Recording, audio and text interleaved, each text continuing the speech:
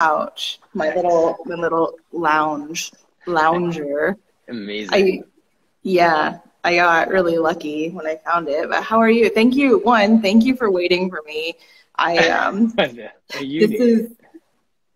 This is my husband's first week back in the office, and so like our mornings are kind of like, you gotta feed the cats. I'm like, no, you feed the cats. I gotta go.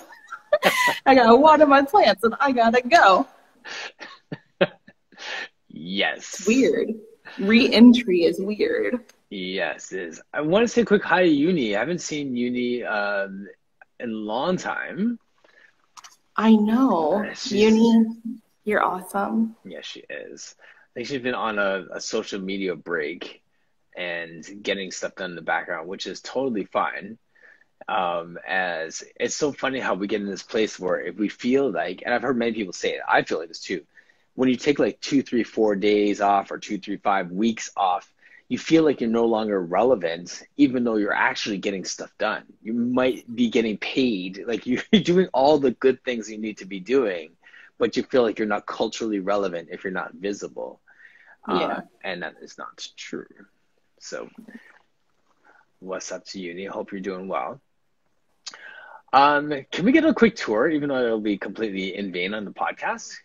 Yeah. I'm just gonna. I know I can do this on the.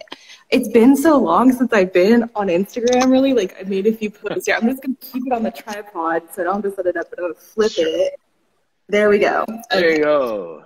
So when I moved in, for everyone watching, this place had green carpet, like very 90s green. Yeah. It smelled not great because of the carpet.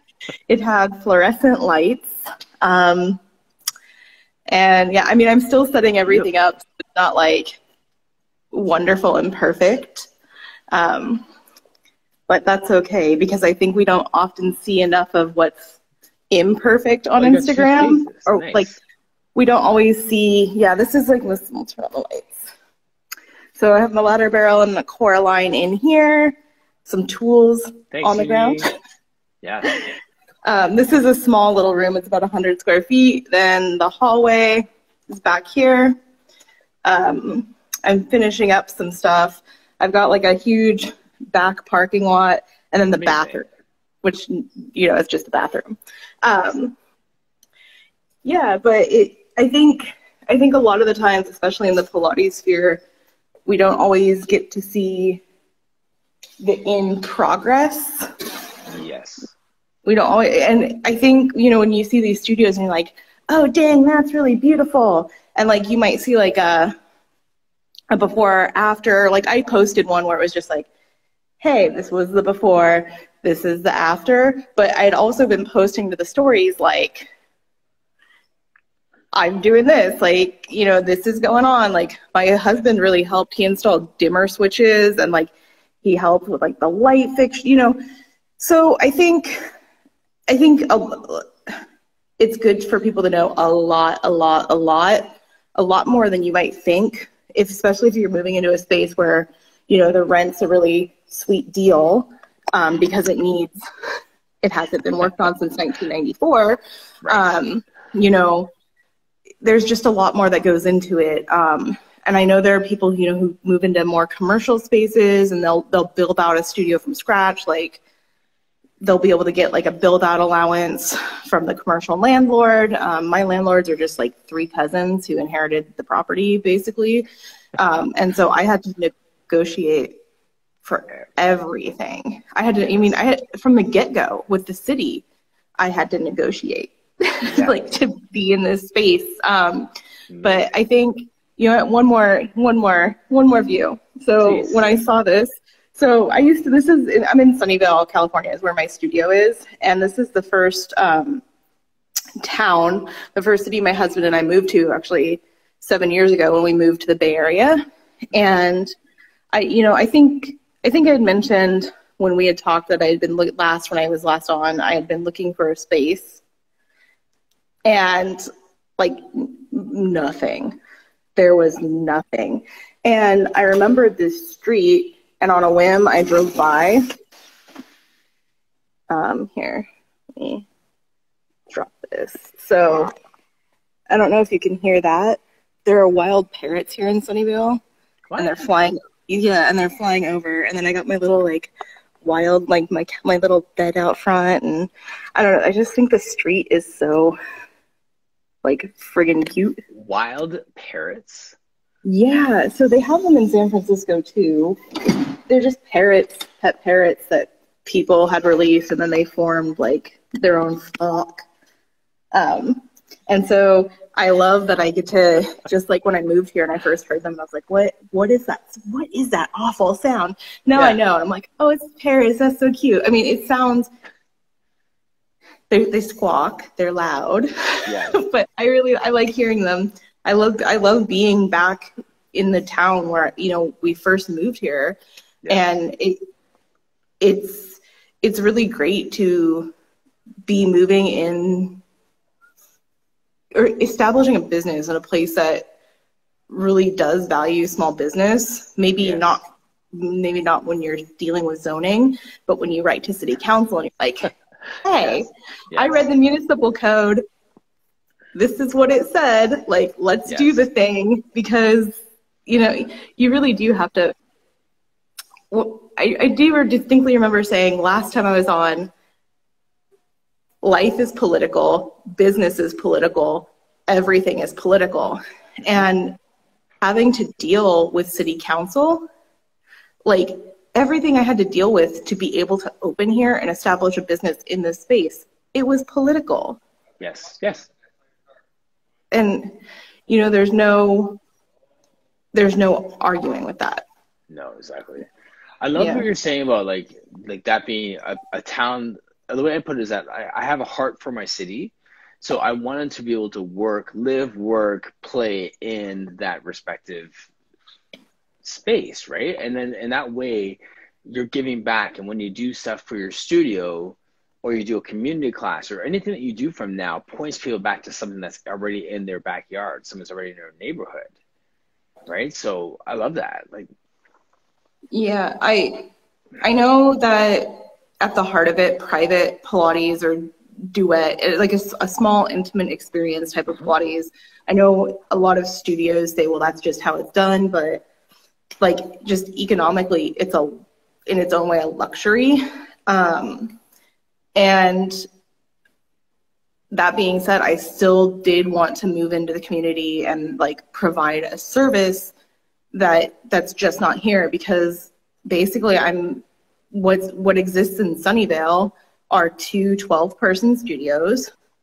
And then you have to go to, and it makes sense now, then you have to go like one town up where there's like 6 small Pilates studios. And then when I read their municipal code, I'm like, well, no wonder there's 6 small Pilates studios here. I thought it was just because that's where all like the rich people lived. Yeah. But no, it's because their zoning, their municipal code is way more generous. I see. And probably the like affluent population that lives in Los Altos helps, right? But like it's just it's really interesting to me, because, you know, no matter what, there are people who are going to want to do Pilates, like, and that just is what it is. Absolutely. Well, that's exciting. You're a trailblazer then. Like, and then that basically is like I'm talking to someone in Ireland who's like, they're the only person in their township that has like a studio. So what do you do with that? Like, what's your vision for your space now?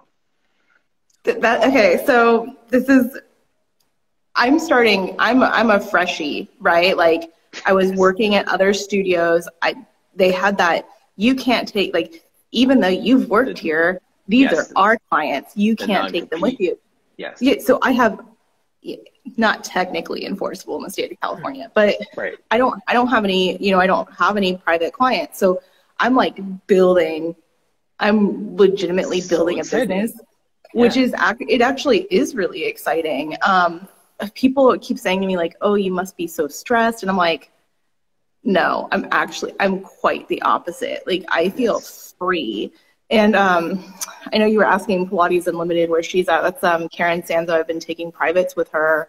Okay. She's in Texas. Yeah, and we were having a conversation last week, and I just said, you know, I didn't like who I was when I was working for those studios and like working in that environment. Yeah. And that carries over here. Like, in which ways do you not like? I was working so many hours teaching group classes. I was the sub girl, like, because I was like, oh yeah, I'll totally sub for you. And then shocker, when I went out of town, people were like, it's crickets, right?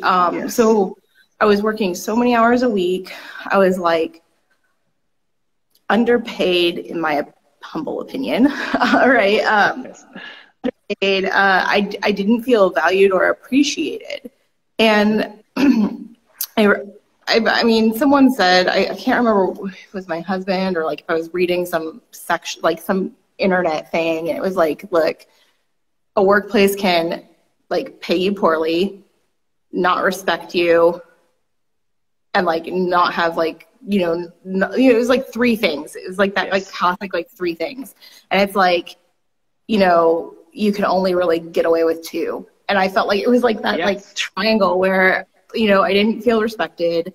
And I had kind of been cooking up like my own private thing in my mind for a while. And then when I went back last fall, I was just like, I went back for one session, one group class. Yeah. And I was like, this is safety theater. Like someone in my class had been like, oh yeah, this instructor was having a hard time teaching in their masks, so they took it off and stood behind this like plastic partition. And I'm like, this is safety theater. I do not feel safe working here. Like, our return to studio meeting was in July. We actually reopened in like September. That's a lot of months. There's not a lot of like follow through on like keeping staff safe, keeping clients safe. And I was doing their equipment maintenance because I trained with Keeleen Canaveri, the fit reformer. She actually also founded Flexia Pilates now, so I'm excited for that. But I trained with her on equipment maintenance. I was doing equipment maintenance for the studio. And then going back to safety theater, they'd done all these retrofits to the reformers that actually messed with safety. So like they obscured this, they put like spring collars, but they made it out of like PVC pipe, on the springs. And it's like, I can't see the springs to make sure the springs are safe. You didn't ask me about any of these things you're doing to the equipment. In the long run, it's actually going to damage the equipment. So it's pretty clear that you actually don't respect my opinion, even though you're paying me to do this job. Like, it's just snowballed. But going back to my plans for the studio, like building up from scratch, which I think is exciting because it does. I mean, no matter what, I believe as an instructor that your people will find you anyway. But it gives me a chance to just actually be myself and find people who want to work with me. I can't be here 40 hours a week. Like, if I were maybe like 25 years old and I had a little more pep in my step, like I'd be like, I'm going to be here 40 hours a week. I'm going to I didn't open this studio to just like work the morning and night, I know my boundaries. Like, I'm a morning person. I want to work these hours. And to me, it seemed really pointless to let the studio sit empty when I could be here.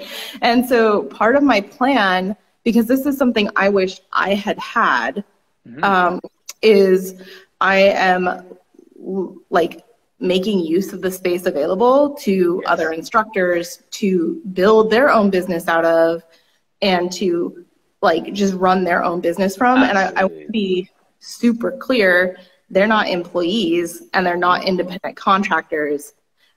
They are another business entity. Yes.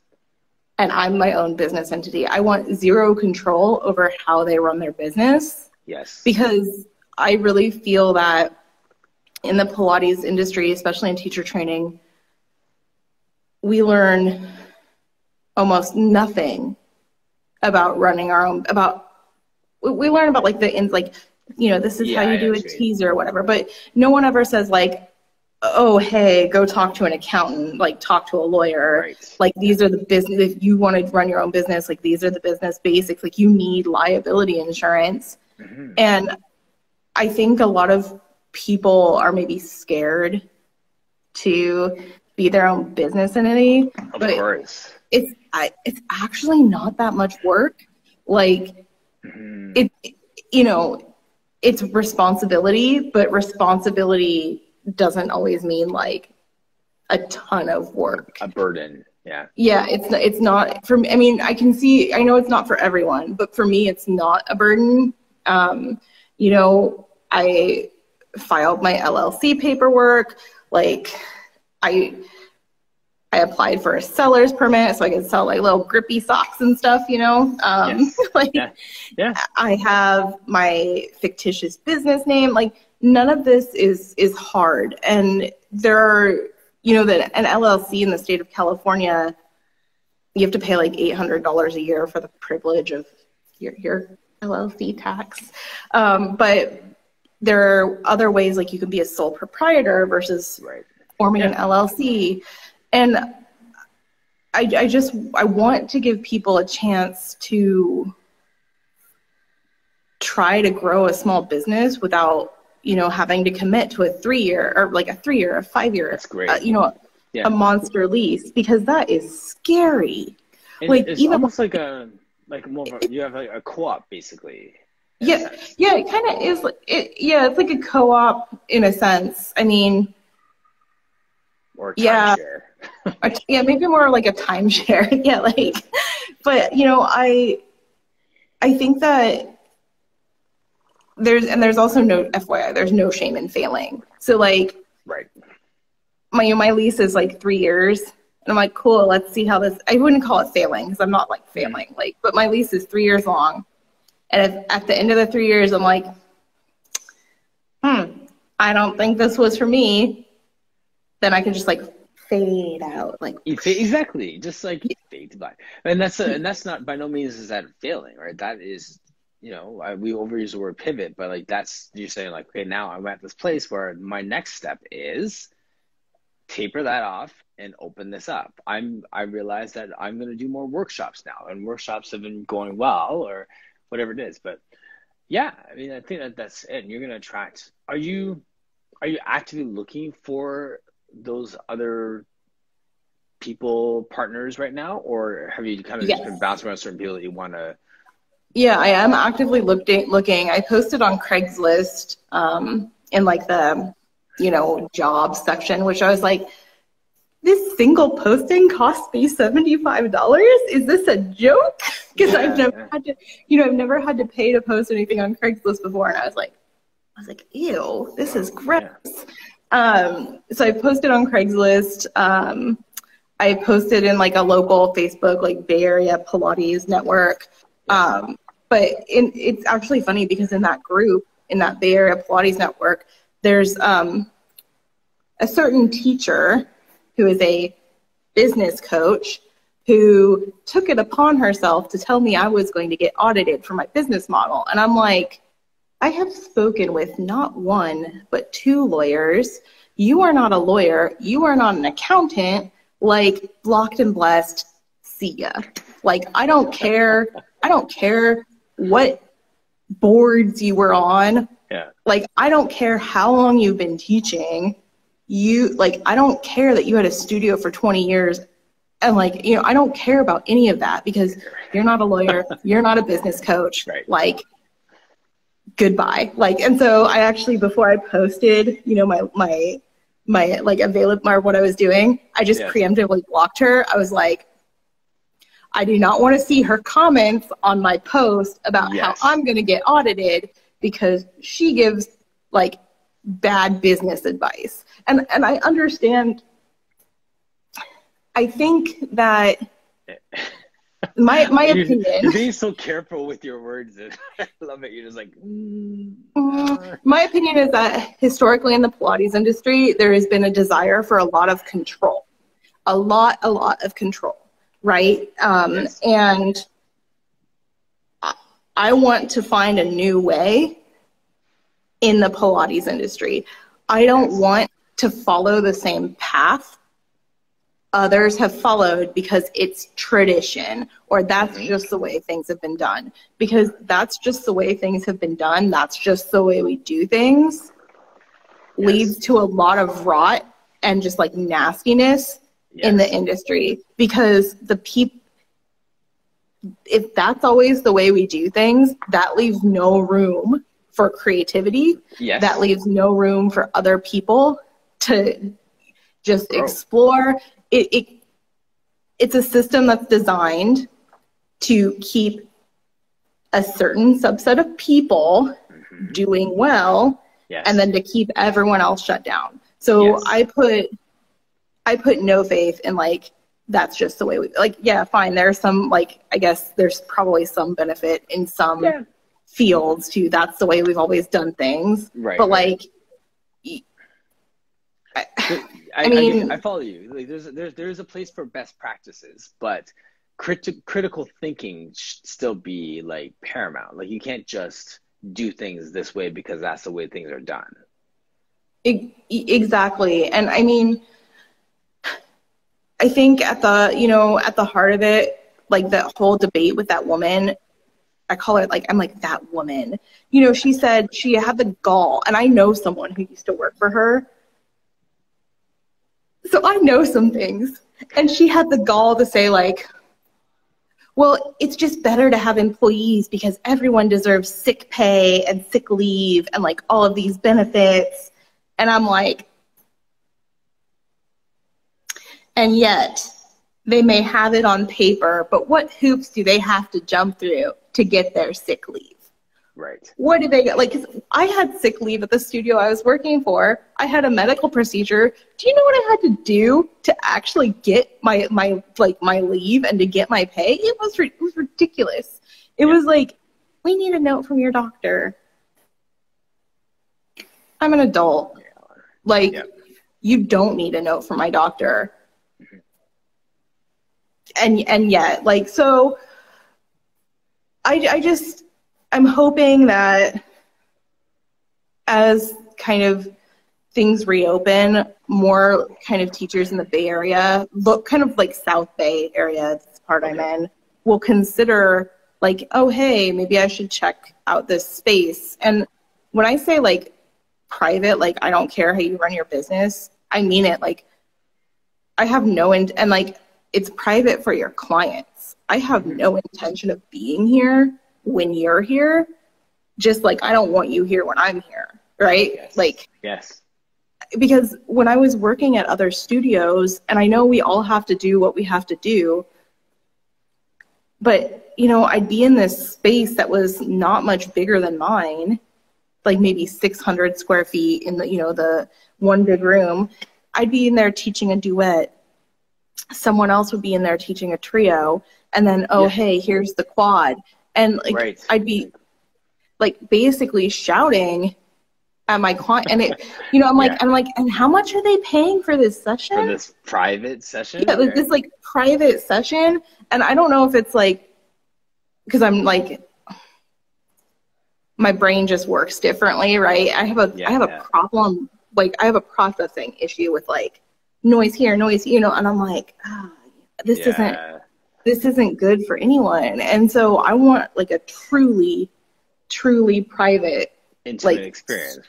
You know, because like when I was dreaming up my like kind of business model, like, or like what it was going to be like, I'm like, okay, it's going to kind of be like a cross between like a therapist's office, like maybe like a massage therapist, like, you know, like kind of these experiences. And I built it, and I built it into my schedule where I have like 15 minutes between clients, one to clean, you know, but two, they'll never see each other.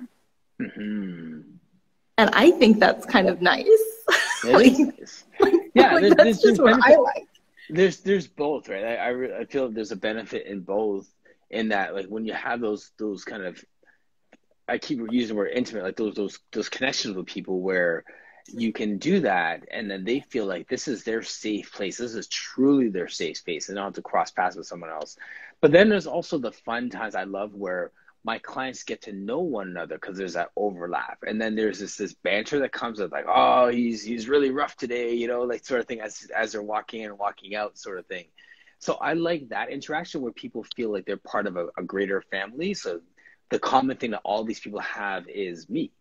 Right? So Yeah. they get a sense to, so I like both. I do respect that anonymity, but then I also like the family component. So there may be days and times where I may cultivate one or the other too. So Yeah. yeah, here's a comment from Tara I'm going to read. I love that. At a former studio, one of the teachers used to joke that it was expensive to rent out the whole studio, but you are right. The private should be private, especially for a lot of folks. Yes, with what they might have going on. Exactly. So you're cultivating that space, and you know your clients enough to know who really, really clams up when there's other people around and who has a great workup because they're able to share what's on their heart at the same time, right? So all those dynamics really led to the experience, the positive movement experience for people. Yeah, I know for me in my body, before I was a teacher, it was, a group class environment. And these women showed up like 15 minutes before their class. The studio didn't have like a waiting area, and they were just kind of hanging out. And I felt like they were just like staring at me the whole time. Yes. Like as a client, just moving. And I was like, oh, I don't like this. Like I feel like I'm being judged or whatever. You were taking a class and the next class was standing there waiting? Yeah. Okay, gotcha. Yeah, yes. Which I find that kind of like, yeah. But I hear you. Yeah, so much. My husband says to me that like a few years ago, in like I think it's 2016, I was working as a hostess at a restaurant.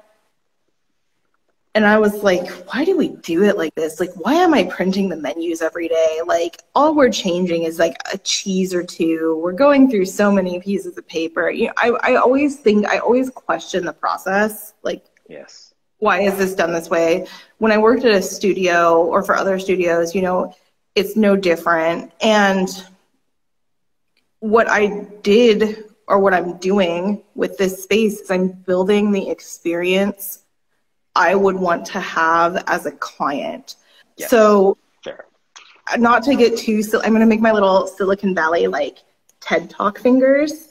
So I've been very thoughtful with the design of my studio, right? Yes. Thoughtfulness. So the lights, I have the two different sets of lights. I have the kind of track lights, which are adjustable. And yes. Again, they are also way brighter than the other lights. Like from a lighting standpoint, I could not have that to the same, symmetry. But I adjusted them. I've tested things out. Like I'm actually going to have other people come over and like lay on the equipment and like move. And I'm gonna be like, okay, is this light, because I've done it just here alone. Like, is this light blinding you? Is this light in your eye? Because as a client, like I have not enjoyed when that's exactly it's like the force of 1,000 suns blasting into my eyeballs. Yeah. So just like adjusting the lighting so people aren't like, oh, this is not an enjoyable experience. Also, it's dimmable. So dimmer switches. Yes. The couch. So it's actually, it's taken me the longest time to find seating that was more or less accessible. And from a making larger bodies feel welcome, fat bodies feel welcome standpoint, you're not always going to probably know what it's like.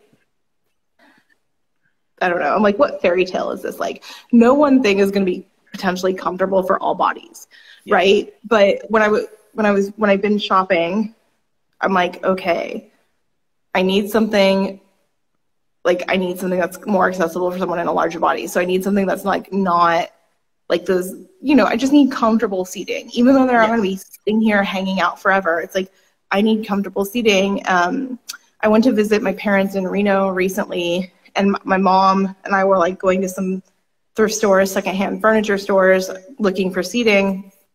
And my dad has like a meniscus. I don't know what's up with my dad, like aging, right? Aging and inactivity, a Just life chalk of up aging. inactivity is Right. up with my dad. He just turned 70, you know, and I've watched him get out of chairs for like the past few years. It's a rocking chair and he momentums himself up, right? Like he's like, here I go. And, 1, 2, 3. and I was at these stores with my mom and I'm like, yeah, you know, I just need a chair someone like dad could like get out of. Hmm. Someone like dad could get out of. Right. Maybe, you know, maybe something they can push themselves off of. Like, I don't know.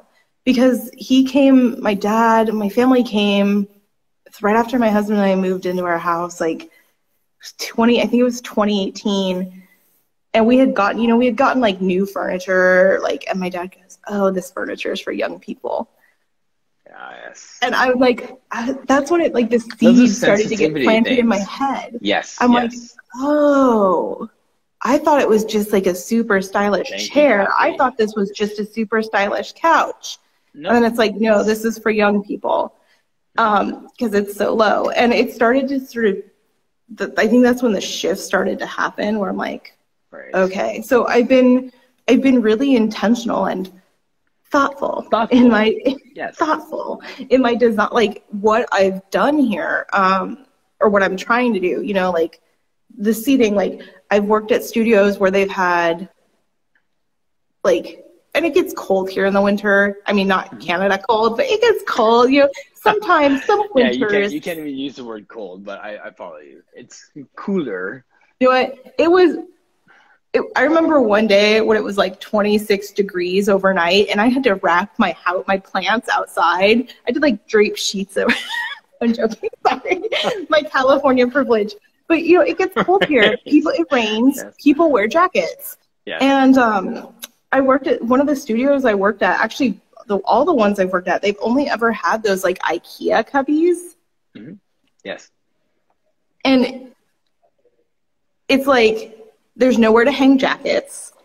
It's like your shoes, everything goes in this like square. Yes. And Right. it's like everyone else's shoes have been in there. Your shoes have been in there. Fold up your jacket, put it on top of your shoes. It's just like, ew, you know? So I got this like little. It's thoughtful at every process. Eh? Like that's, yeah, like very a place cool. for people to hang their things, because that's what I like. That's what I like to do. I like to hang. I mean, you wouldn't know it if you come in my house. You're like, why is this sweater on the ground? Why is this sweater on the chair? Like, Yeah. but when I go somewhere, I like people to think I'm like, you know, a polite person. I'm like, I take care of my things. I'm gonna hang it up. Yeah. So, you know, just those are the things I've tried to do. The thoughtful things. The thoughtful, yeah, like yes. like I have tampons, and I don't have them yet. I'm gonna have tampons and pads in the bathroom because like there's a need. I'm gonna have hair ties in the bathroom. Like that's funny you mentioned that. So my wife, she has this little thing on, and it's like hair ties and breath mints. Yes, those are the things. You know how much credit I get, how much clout I get for having hair ties available, having no hair? Like, everyone's just like, that's so thoughtful. It's like, oh, that's Alex. That's just her. You know, I know you're in another space. You should make sure there's like hygiene products like tampons and pads in the bathroom. Yeah, that's part. Well, the whole studio, like the whole clinic, all that stuff is in that. So my space is separate from that. But yeah. So, yeah, I'm like just make sure. My space, the hair ties are here. So yeah, but those are the things people notice. Mm-hmm. Mm-hmm. I mean, like people notice. And like it's just weird, like little things. Yes. And it might seem so insignificant, but people, it's significant to people. Like, I mean, the number of times I've needed those things and I haven't like had one, you know, it's nice. It's a nice thing to do. Yep. So those are the things I've done, like, or planning on doing. Yeah. That's, I remember in our last conversation, you were talking about how you hurt your husband teaching him Pilates. Has he been back? Well, I mean, it was the year of our Lord, 2017, when I hurt him. Okay. Just so we're clear, or 2018. It was 2018 Right, when a long time ago. It was a long time ago. It was a whole lifetime ago. Yes, exactly. So no, but I plan on getting him back. Well, I let him do his own. How do I put this? So like when the reformers were at home, or when all my equipment was at home, he would just hop on it and then like play. Like it wouldn't look like, I think people would be like, that's not Pilates. That doesn't look like Pilates. And I'm like, yeah, it doesn't look like Pilates. He doesn't know what this spring does. Like he doesn't know, but let the man hop on. Yeah. Like I think I would kind of like side eye him, like, I'm just going to leave it. And he'd be like, what? But I do plan on having him come back. I think if I'm like teaching while I'm doing with him, it'll be a much more pleasant experience for him.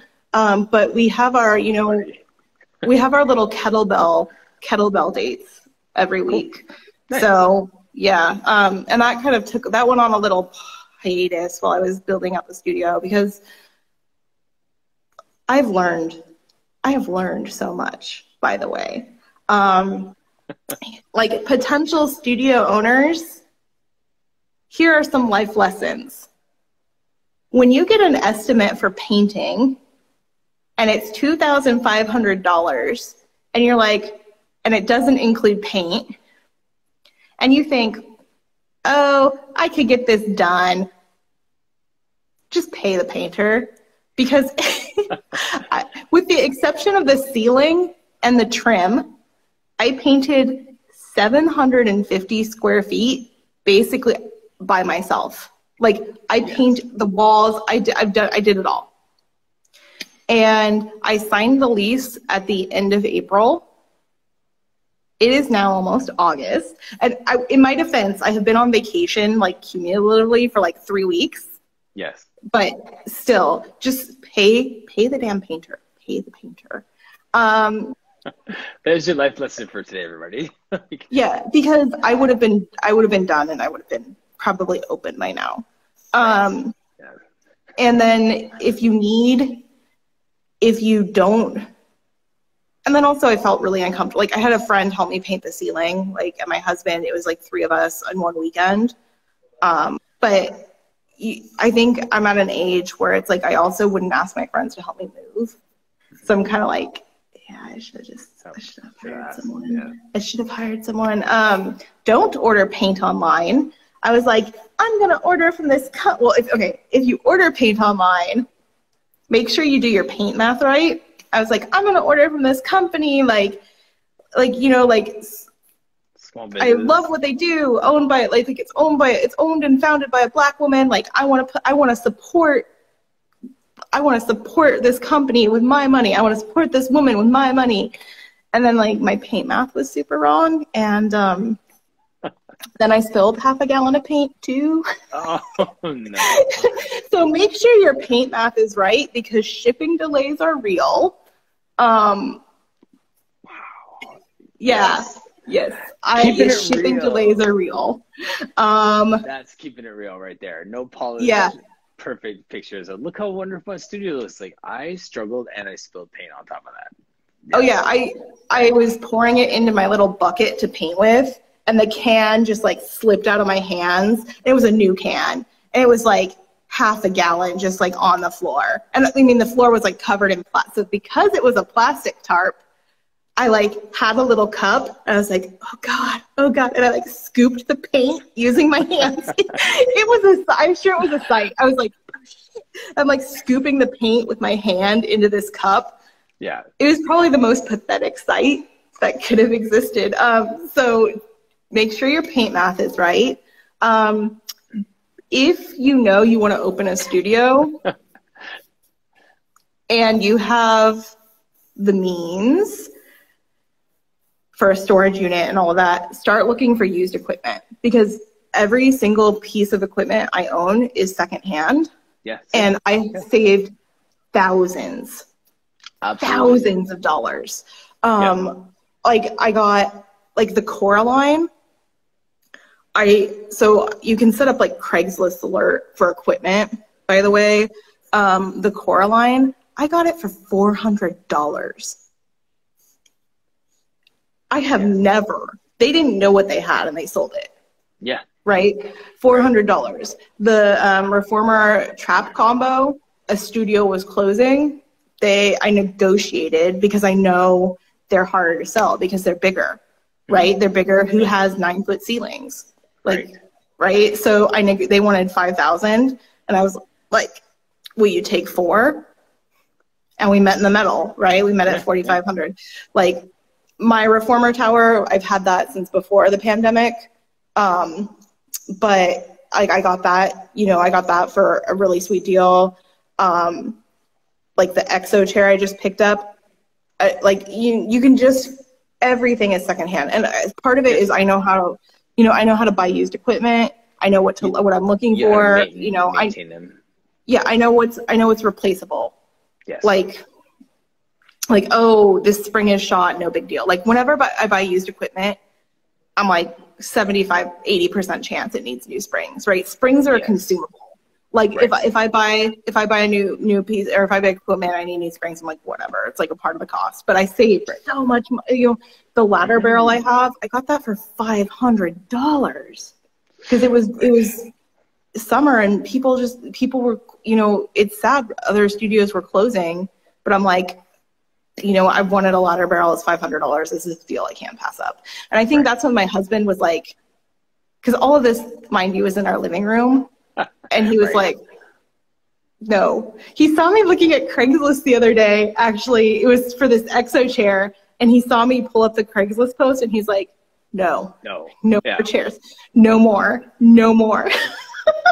Yes. And I'm like, no, it's going in the studio. It's fine. It's not in the living room anymore. One of the things I do with like the stuff that I buy like that, I'm looking at if I'm getting a used piece, I'm like, okay, this has to pay for itself before I move on to the next piece. Yeah. Right? So that's like kind of like my negotiating with myself. So okay, I got this. It's got to earn X amount before I'm allowed to buy the next piece, sort of thing. Yeah. Right? Yeah. That's kind of where I'm at now. So I had wanted to redo the upholstery, or I would wanted things because I have like a dark gray and like a black carriage. Yes. Like one's dark gray, one's black, whatever. And then my ladder barrel is like this beautiful seafoam green. And I was like, yeah, I kind of want to redo the upholstery, like because I want it to feel like truly like it's it's mine. Like I want it to feel like a nice cohesive experience. And then I pulled up my bank account, like my bank statement, and I was like, it's still good. It still works. Like, and I think that's the thing, because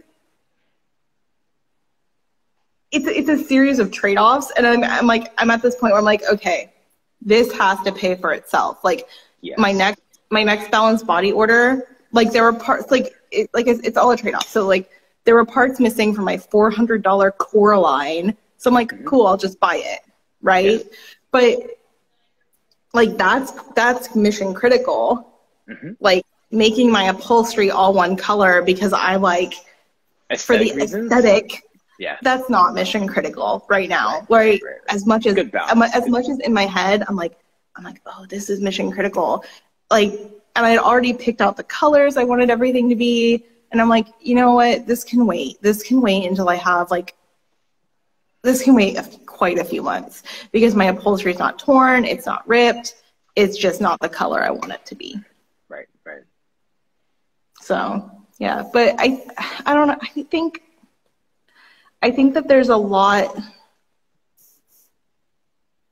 of freedom in opening your own studio. And you told me I told you I'd been looking for a space, and you like incepted. You like every person I've talked to. There are so many people I admire.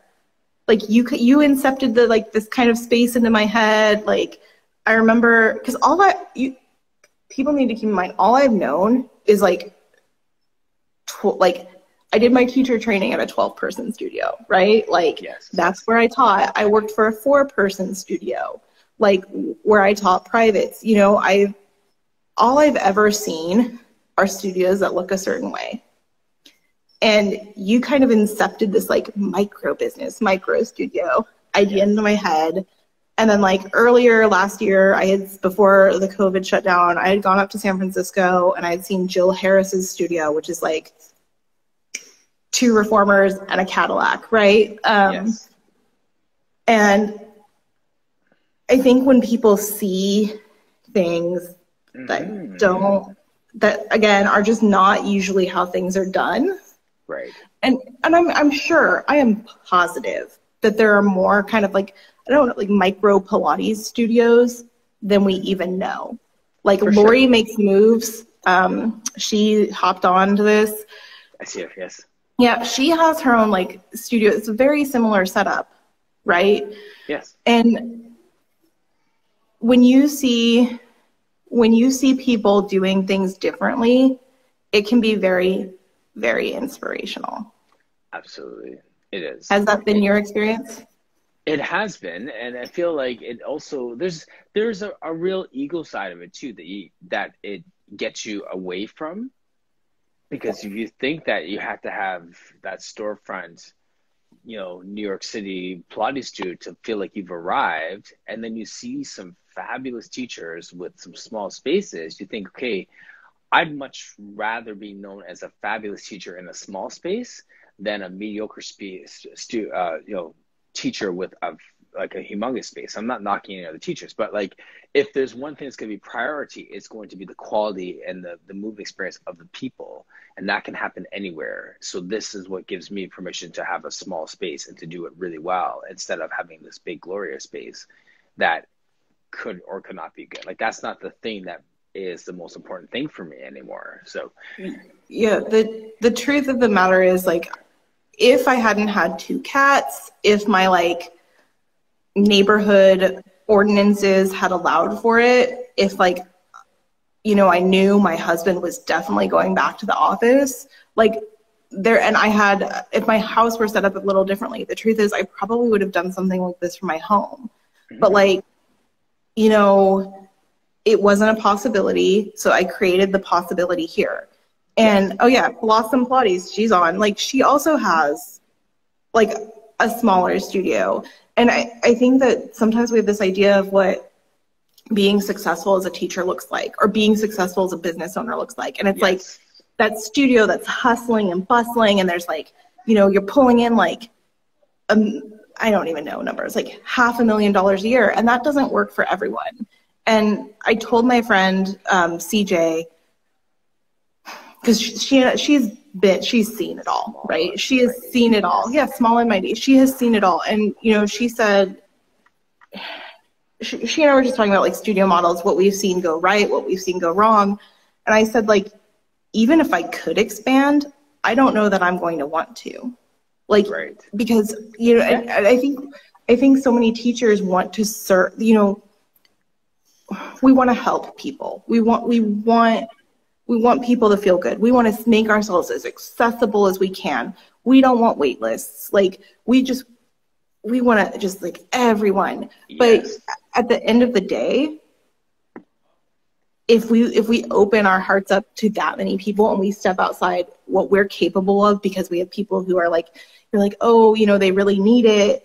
Yeah, but like, what do you need as a teacher yourself, or as an owner yourself? That's exactly it. And, you know, people say to me like, you know, one day when you have your own space, and when you have this space, I'm like, wow, how do you know that you have your own space? Goal?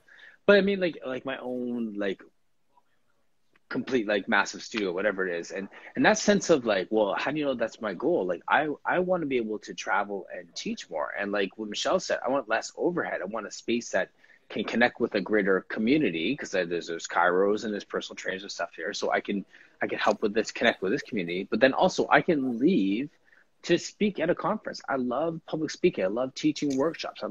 I'm really on a mission to get men doing Pilates. So if I'm doing that and I connect with someone in Trinidad and I have to go for a conference, I'm not stressed about keeping the lights on here. I can afford to do that. You know what I mean? Exactly. So for me, my end goal is to be able to have those speaking engagements and those teaching opportunities abroad, and also have a home-based location that's within a greater community, that's a different goal than saying, well, I'm just using this as a stepping stone to get my quote unquote own space. When you know who you are and then you're doing that well, that's when you're a success, not when I achieve what other people perceive as success. Exactly. You know, again, even if I do end up waitlisted for like eternity, even if I have to turn people away, even if I could expand, and like maybe I could want to, like 3 years down the line when my lease is up or whatever. But I think that, especially in capitalistic cultures, capitalistic societies, success is seen as the ability to expand to just more and more and more.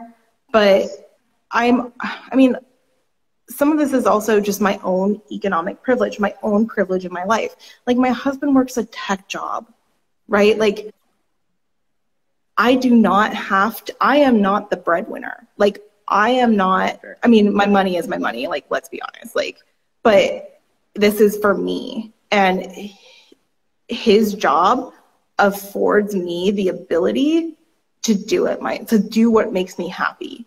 Yes. But if I were like, oh damn, you know, like median rent here is like $2,500 a month, like I gotta just do more and more and more so I can afford to live in the Bay Area, then that's like one thing.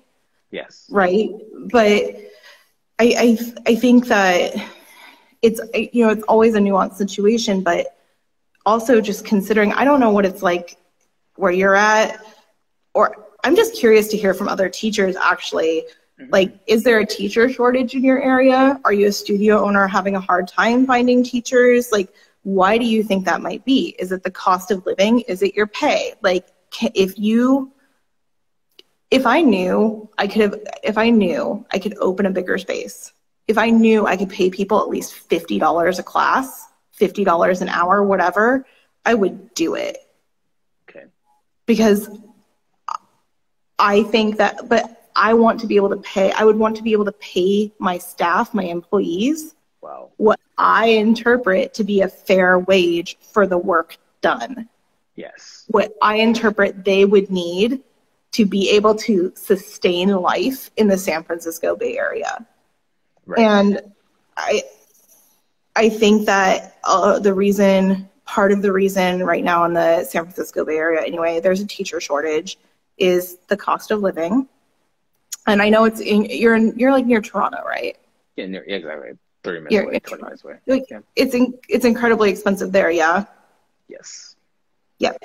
So yes, it is. Like, you know, why might there be a teacher shortage? Here, people moved away, right? A lot of people are like, peace out, Bay Area. Like, I'm going to Carolina. I'm going to Texas. Like, I'm buying a house. Like, goodbye. Yeah, exactly. Like, you suck. And then we also have that, as Miss Get to Work Fitness says, Michelle, AB 5, we have that change in independent contractor law, which was really aimed at like gig economy, like Uber, Lyft, yes. DoorDash, all of that. But then, of course, DoorDash, Uber, Lyft, like teamed up for this like FU that the California voters passed. Like, so it ruined things for like smaller economies, smaller businesses that had independent contractors. But also, I think that independent contractor thing is so messy anyway, because I was working before the law officially changed. I was working at one of those small studios where I was an independent contractor, but legitimately, I was an employee in everything but designation. Yes. Right?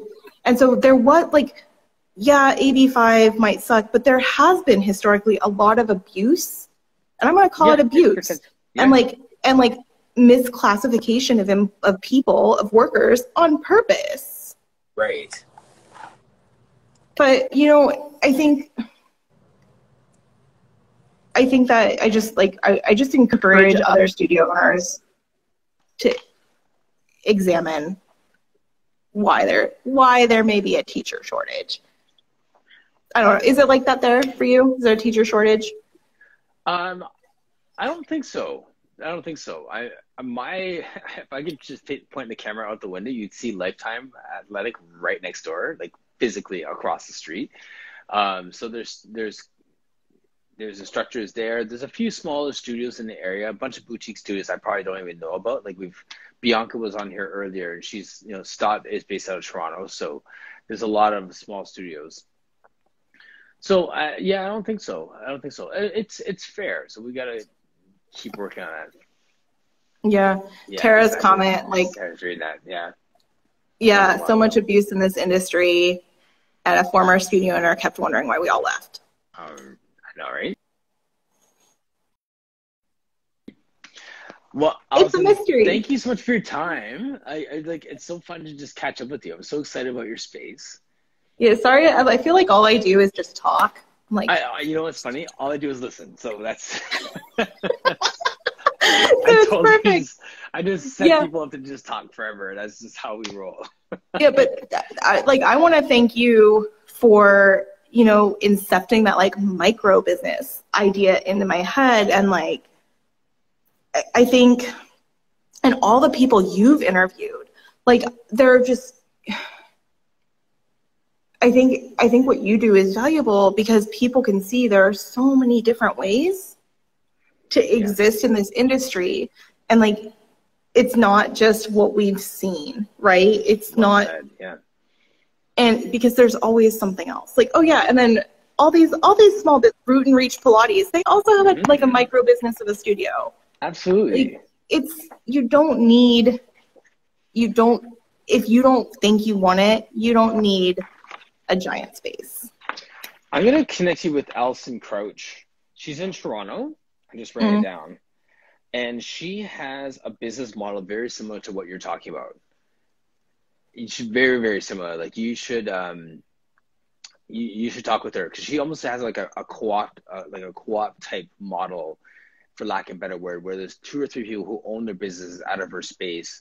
She has a mentoring program and some real leadership components to what she's doing. Because I mean, you're a fantastic teacher, and I know you have your workshops and stuff. Like, there's room for that can happen at your space too, and she's doing it really well.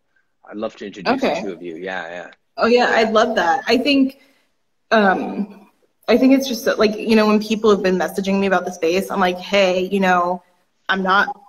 I'm very clear. I'm like, I'm not a lawyer. I'm not an accountant. Mm-hmm.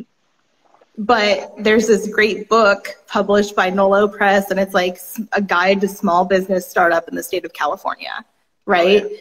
And it's like, and I think Nolo Press might write them for others, or might publish them for other states, I don't know about other countries, but it's like a $20 book. Yeah, can you just type it in the comment section there? Oh yeah, yeah. Yes, Pilates Hotties IG micro business. Yes, that is the phrase. And Misty Lynn Cawthon's the one who got me onto it, who also got, and then from there, Michelle and I started talking about that, and hence her beautiful space. And yeah, so I believe that is the way that Pilates studios need to go, is the micro business model. It'd be a business within a business, within a professional setting, like Kathy yesterday was saying, medical setting, or within a gym as an adjunct, offering. There's so many different ways to do it. So no press guys.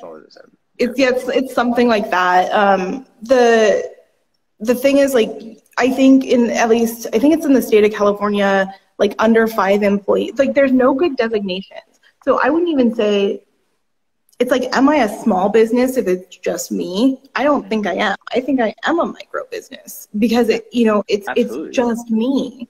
And I don't have employees. Like, I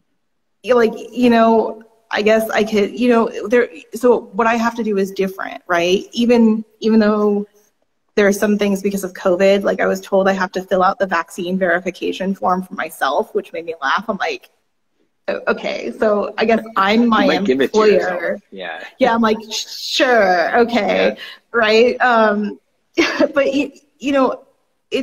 there's just more possibility. Like, you don't have to have 5 employees. Like, you don't have to, if you have a smaller studio, even if you have a 4-person studio, maybe you could legitimately allow other teachers to use that space when you're not there. Like, again, not a lawyer, not an accountant. Talk to a lawyer, talk to an accountant.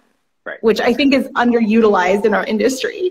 Like get a lot, teachers, if you're teaching independently, look into like protecting. Don't think about it as something you have to do, a hoop you have to jump through. Think about it as protecting yourself. Yes. Like a liability waiver, protecting yourself. A business entity, LLC, sole prop, LLC, those things protect you. It's just like another layer between you and your business and your assets. And I've seen so many and heard so many things where like there are teachers who've been teaching for themselves since the start of COVID, and like they don't have a business entity. They don't have liability waivers. Like and I don't know if it's like coming from a place of like, oh, I didn't know I needed that. Or am I just trying to beat the system as long as possible? Yeah, right. there was so much uproar about Venmo and Venmo charging processing fees. But the thing is, like, those fees protect you as a business. Those like people don't realize you could potentially reverse a Venmo transaction. Yes. By calling your credit card company and saying like, hey, I paid for this thing on Venmo. I never arrived, or this, whatever. And then the credit card company will just freaking reverse it. So those processing fees, as much as you might not want to pay 2.5% plus 10, whatever of a transaction, it actually protects you. Protects you. Yeah.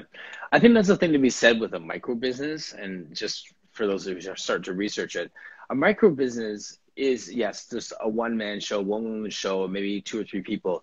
But you're treating it like it's a big business. So you have your systems in place. You have your policies in place. You have your waivers in place. You have all those things in place. So it's like and it's a write-off as well. Exactly. Yeah. Yeah. And your taxes are in place. All those different things. So it's running like a big business, but it's scaled back. And you can now take that. If you look at, what's that book, E-Myth? Like how do you scale your business out? So all those things are in place so that if I was to leave today, someone could understand how the system works, walk in, and continue the business running. It's, even though that's such a valid thing to say, like, run it, even though it's just you, maybe it's a few other people, run your business like it's a big business, because it keeps you, I think it does so much for other people, for your mental health too. Like, yes, the hardest, like, it's funny because every step I encounter in this opening my own studio process, I'm like, oh, this is really hard. It can't possibly get harder or more difficult, right? But again, it's not hard in a stressful way, but it was like fighting with the city. I was like, oh, that must be the hardest part. Negotiating with the landlord about the air conditioner. Oh, that must be the hardest part. But as I'm now getting into I already outlined my structure, but now I'm getting into the policies. Yes. And it's like, the policies are the policies, and I'm sorry, right? I'm not sorry. Like they're the policies, and they're there for me as a business. Like whatever your policies are, enforce the policies, write the policies. Because once you have, this is just my idea, my interpretation, but I think once you have the framework in place of how you want your business to look, it's a lot more setup. But then you just slide in. So like right now, I'm setting up my booking software, and like I'm like putting in all the codes for the little like ding grippy socks, and I'm like, oh God, this is so much work, like for these grippy socks, and like creating these like this inventory list, and then I'm like, well, wait, the work now. It's either do it now or do it later. So like, why not do it now before I have like clients, before I'm like. Take advantage of that. System. I love systems for that. Like it'll run itself in the end. Take the time, put in the work now, everybody, because you'll definitely benefit from that. So like write a business plan. If you're thinking about opening a studio, write a business plan. And it like when I first wanted this thinking about being a teacher, like, do you remember that meme? It was like I think it was like 4 steps. It was like, number 1, like do this thing. Number 2, this. 3, question mark, question mark, question mark. 4, profit, right? Like write a business. That was what my argument for paying for teacher training was. Yeah. But like, right, if you're thinking about opening a studio or not, let's scale it back. if you're just thinking about teaching virtually, write a business plan. And not a business plan from a place of like, oh, I need to present this to a bank officer so I can get a loan. But like, write out what you would want your business to look like. Yes. Right? Like, and I did this before when I was looking for a space, before I signed the lease on this place. I wrote down, like, I mean, even just as I was hunting for the past, like, however many gazillion hours it felt like, I wrote down what I wanted, how I wanted to teach, like, how much I was going to charge, because you need to know how much you're going to charge, because you're going to eventually create a spreadsheet. Yeah. And you're like, okay, so, and you're going to have this beautiful spreadsheet where everything, where one value changes, you know, the column or whatever. And you're going to be like, okay, so I want to work 20 hours a week. I'm probably going to see like 70% privates, 30% duets. I'm going to be teaching this many hours a week of virtual class. Yes. And like, definitely underestimate it. Like, do not overreach here. Right? Like, they'll be like, I'm probably, even though I'm going to allow for 10 attendants in my virtual class, let's just say I'm going to have 3 average every time. Yeah, let's say 3 people show up. Right? Like, sell yourself, like, you want to just sell yourself short here, right? And then when you start looking, if you want to open a physical space, start plugging in different rent values. Like, my husband, like, I lost this other space in Sunnyvale. It was 233 square feet. It was $2 a square foot. And I was like, what? This is so inexpensive. Is it haunted? I don't know. Right? And it had like 10-foot ceilings. It was perfect. It was in like the historic, it was actually just 2 or 3 blocks down from where I'm at now. And I ugly cried on the bathroom 12 hours. Like, I was on the floor just like sobbing. And like, he was trying to comfort me, and I'm like, I don't want to hear from you. Go away. Like, just let me feel my feelings. And then later in the week when I had calmed down, he said, well, look, in the week. Like, look, my mom was visiting during this. She came later that day, and I was just like mopey. I was mopey. Like, I was ugly crying, Martin. There was like boogers, like, just like it was bad. It was like the last time I cried like that, I think it was like 2004 when I had just been dumped in high school. You know, like, trauma. But he said to me, like, well, why don't you just what if you paid a little more? And I was like, I don't want to pay more because I don't want to have to ask you for financial assistance with this, you know? Like, I was like, I'm a strong, independent woman. I can do this all on my own or whatever. And he's like, look, knock it off. Like, what if you paid just a little bit more? Because I was trying to pay under like $800 a month. Yeah. And it was like 2 weeks later when I drove down this street on a whim, and I saw the for rent sign in the window, and I like basically slammed on my brakes. I was like, all right, like, so I took a photo. I like parked on the street. I called the number. I like peered in the window, and I called, and the landlord, he called me back within like 5 minutes, which when you deal with commercial property management, good luck getting them to call you for anything. Like, even if you're like, please take my money. I want to rent your space. Take my money. They're like, no, you know, they don't call you back. They don't care. And then like the landlord called me, and I said like, oh, hi, you know, I saw the for rent sign in the window. I'm really interested in looking at it. How big is it? And he goes, oh, 1,000 square feet. And I'm like, oh, that's really big. I was like, oh, that's a little bigger than I'm looking for. How much is it a month? And he said, 1,800. I'm like, oh, can I come and look at that? Yeah. You know, like, can I come and look at that? And then, like, spoiler alert, it's actually 250. You know, I measured it, and I'm like, it was still smaller, but the rent for the Bay Area, it's just like so good. And and my husband, like, if he hadn't encouraged me to go bigger, hooray for husbands. Like, yeah, like, I would have never found this. And like, yeah, I did have to like suck it up a little and be like, okay, like, yeah, I don't have a loan, but like, Trust me, I had to present a business model. Like it's our money, right? It's our money. But I had to show that man. I was like, look. And then he made my spreadsheet beautiful. Like I have no spreadsheet skills. I was like, I had like this very basic sheet, and he's like, this sheet sucks. And then like of half a day later, he's like, hey, I made it better, you know? Nice. So like I wouldn't have done it. I love cheering for partners who come in and just like, that's, It's because of it. It is because of him. Yes. Yeah. Like, yeah, I play a huge part in this too, but not just like, and I'm not just talking about the money. No. Like, I want to be very clear. I'm not talking about his job bankrolling my studio, right? Because if that were the case, I wouldn't have like deliberated over the light fixtures I could have afforded. Yes. Because I was like, lights are expensive. I didn't think they'd be that expensive. Lights are expensive, right? You know, like, but it's not just the money. It's the emotional support.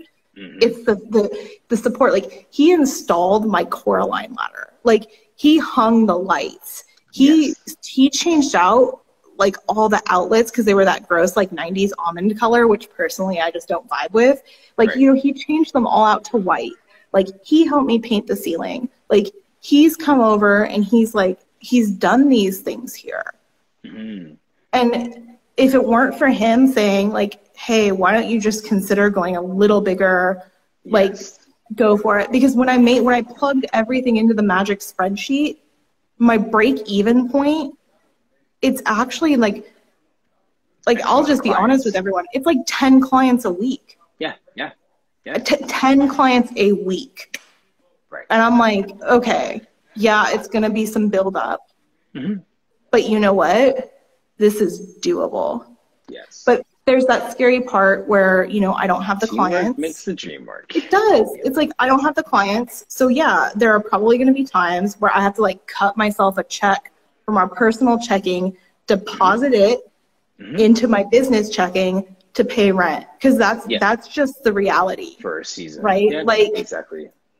So yeah, I mean, Martin, spouses, partners, not just spouses, partners, friends. It's not just romantic relationships. No, the support from friends. That's why I have gotten. Yes, I love that. Like, I don't know. I keep going that. Yeah, partners, all about it. Yeah. Like, partners aren't just romantic. Like, the support I've gotten, like CJ, Nikki, Kayleen, Michelle, like all of these other humans, like Ashley, she's not really on Instagram. She was my first Pilates teacher here in the San Francisco, like here in the Bay Area. And I found her on Instagram coincidentally. Like, I've been looking for her. And then I did some, like, I think a lot of women have this supernatural like power where they can type in someone's name and like one other detail about them into Google and then like find them. And then I found her and I sent her a text and I was like, hey, I just want to say like this. And, you know,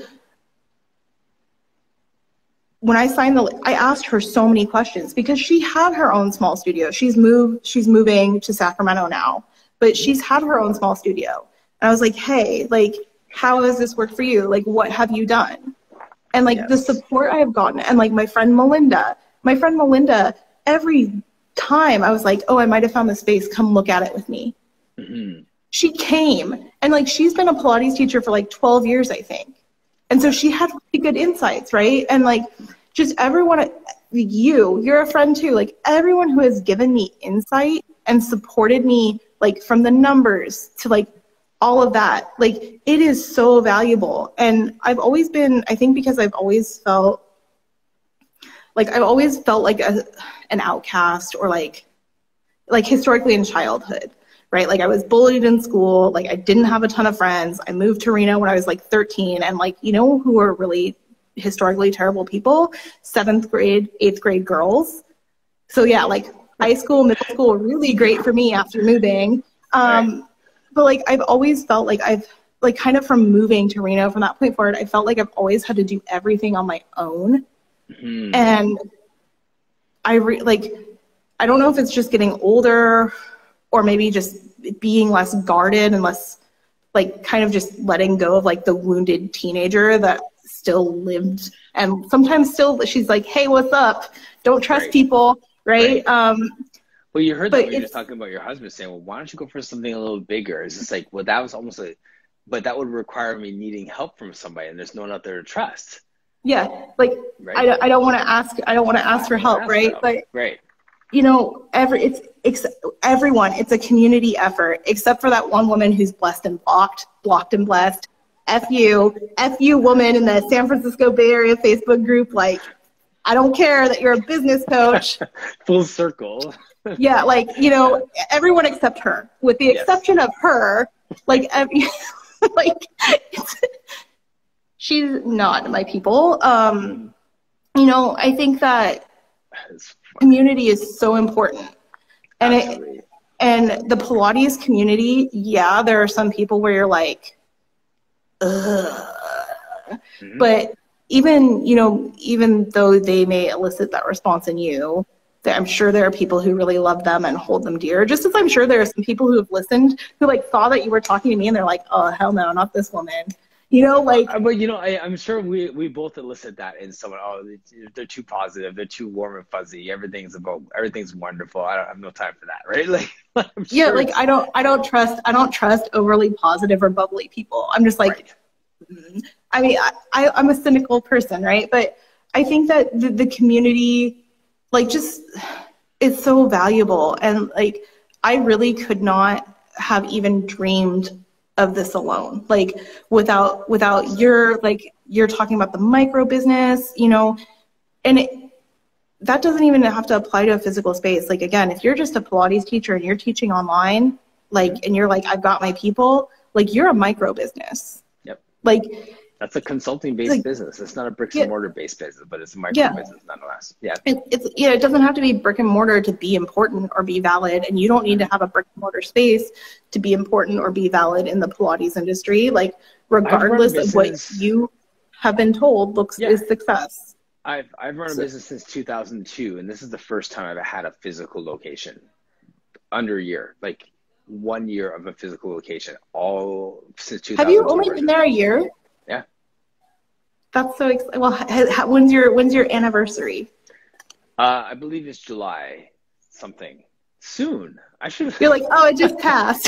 Whoops. That would be Monday. Yes. But it's the thing. Like, congratulations to you on your physical space, and like what you bring to the table and what you bring to the Pilates industry is so phenomenal. And I think that, you know, business looks how business looks. And you tried to wrap this up like 20 minutes ago, and I was like, but wait, there's more. I know. So you know what's funny?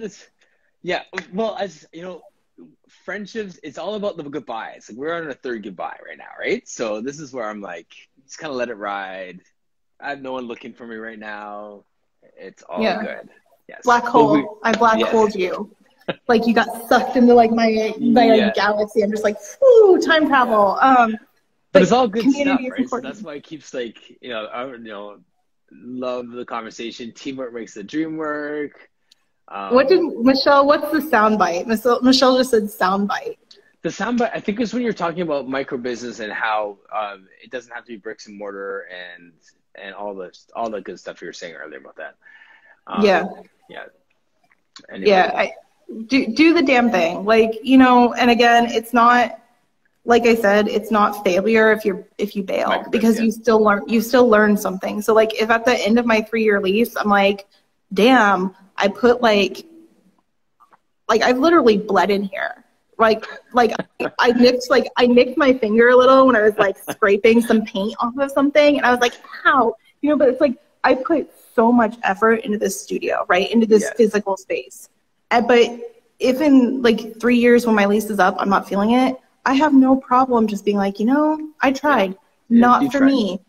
And I think just Pilates teachers, just try. If you think you have to work for someone else because that's just what you've been told, and like you're an independent contractor and you have to pay your dues.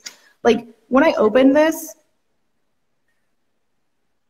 so when I started, I guess like a year and a half ago, when I first started thinking about just one reformer studio, I kind of had this idea of like, well, who am I? who am I to open my own space? I only got certified. Like, you know, I went through teacher training, I think in 2018, right? Like, who am I to do this? Well, you know what? You're a person. I'm a person. I have opinions. Like, it doesn't matter how long I've been teaching. Right. What's her handle? Elise. Pilates Tacoma Pilates. Oh yeah, I think I've seen her. She had a very similar path to me. Like, she was like, I think she was fresh out of certification, and she opened her own studio. And we don't often see that. I think because we have this idea that I think that we do have to pay our dues. Like, no, you actually don't. Do you know who Ali Wong is? No, I don't. Okay, so she had this Netflix special called Baby Cobra, where she's like heavily pregnant, like super raunchy comedy, very funny, right? Yes. So my husband and I, on our way back from visiting our families in Reno, we were listening to her audiobook, Dear Girls, and she's talking about like motherhood and like all of these things. And this just really stands out to me. She's talking about like birth and like whatever, and she just goes, "You have suffered enough," right? And like do what you have suffered enough. And I think that for me, working for other people in its own way, not the clients, FYI, working for other people yes, was me, and I have suffered enough. Like, I know, like, yes, I may have only worked for other people for like 2 years, but those 2 years were enough. Like, I have suffered enough. The hearts coming up in the chat. It's so funny. I know. I think this just resonates with other people. Yes. Like, they're like, damn, I have suffered working for other people, and I have suffered enough. Like, look, this is, and I'm sorry for actual studio owners who have like I'm sure there's some studio owners who are like, oh my God, she needs to stop running her mouth. But like, it's not an indictment on studio owners, right? It's an indictment on poor leadership. Period. So, like, in certain ways, right? Like, most of the time, this is just my opinion, and we all know opinions are like buttholes, and everyone has one. When you are a teacher at a studio, when you are working for another studio, and you've been teaching there a while, there is a point where clients no longer come to the studio because of the location. They come for you as a teacher, even though you are an employee of that studio. Mm-hmm. So, my opinion is, if you can hang and be low-key financially responsible and form a business entity and get a friggin' liability waiver, skip the middleman. No matter where you're at in your Pilates career, you have suffered enough, right? Like, you're gonna suffer working. You're right, you should say it. Like, chances are you might suffer working for another studio. You might not. There are legitimately great studio owners out there. And there are some larger studio owners who I've seen pop onto this conversation, right? Like, treat your employees right, treat them with respect. Like, don't play this like sub game, like pay them well, whatever. But generally speaking,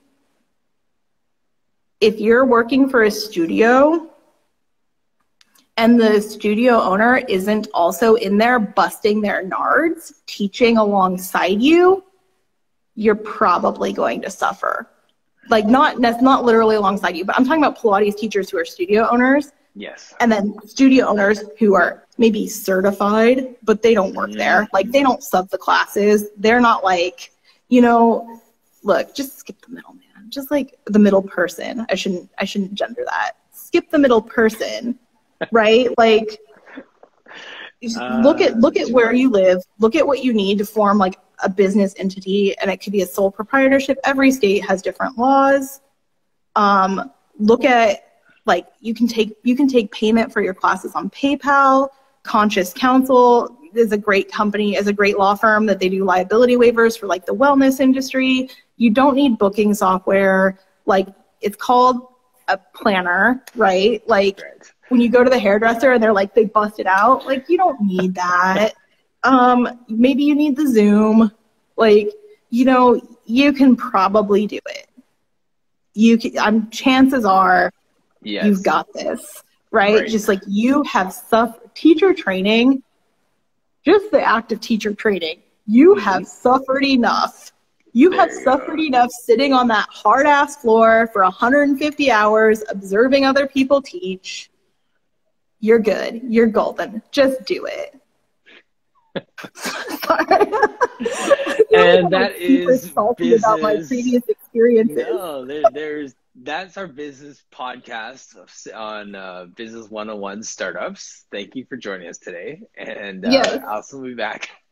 Yeah, we're actually gonna boom in this. I ended on a high note. Like, there you go. I should be a comedian. I should be a business.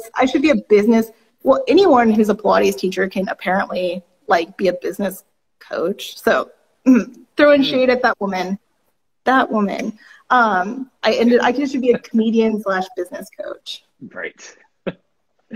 But, and cut and scene. Thank you so much. But thank you to everyone who has listened, and I hope people enjoy the recap of this conversation. I enjoyed talking to you, and I think in 6 months we should loop back around, and you should be like, "How's it going?" And I'll be like, "Yeah, it's great. I'm not suffering. Like, maybe I've cried on my beautifully selected cherry look vinyl ring. Maybe I've laid down on the floor and cried." Goodbye, by the way. Just I know. Yeah. Oh my gosh. Okay, cool. Well, I'm just, I'm gonna. In my family, we call it the Skewes goodbye. When my sister and my mom, when we get off the phone, we're like, "Okay, cool, bye." So I'm just gonna do that. So, okay, cool, bye. See you all. Thanks so much for joining us. Too funny, guys and girls. Thank you so much for joining us today. This is gonna be a podcast at some point, and I'm really debating whether I should put both of our conversations